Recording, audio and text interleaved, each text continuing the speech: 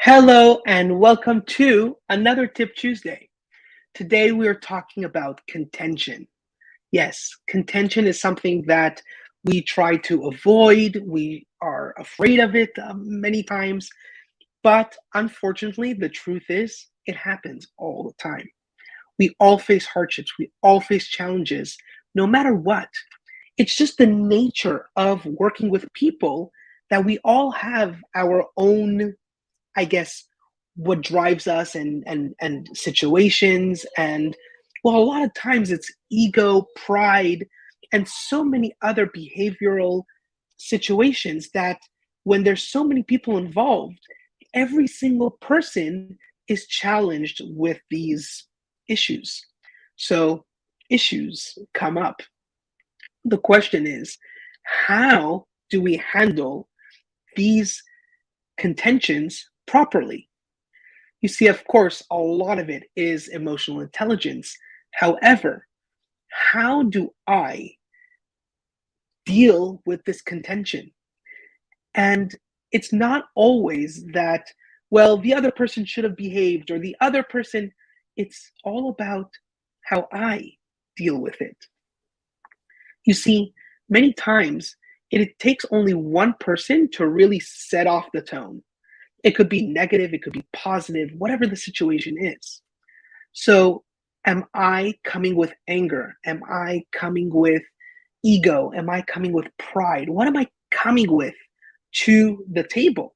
Now, when I come to a table, contention is a likelihood, it's possible. Or maybe I'm coming to a contentious table already. The question is, again, how do I handle it? And that's today's discussion. I'm sorry it took 2 minutes to build up to it, but it ultimately is my mindset. If I don't make it about me, if I make it about the other person, yes, it's me who's coming to the table, but with the right attitudes, with the right mindsets, with the right character, with the internal happiness, with being fulfilled from within, so many things that we've talked about throughout these videos, this is where it really culminates. It really burns down to this. This is where it's time to show in action all the things that we talk about in theory. This is the time to shine. This is when we really bring our best foot forward. Look at it from the other perspective. Remember that people want to feel safe. So, are you creating a safe environment? People want to feel heard.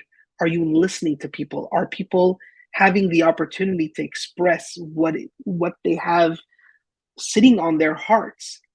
What's in it for them?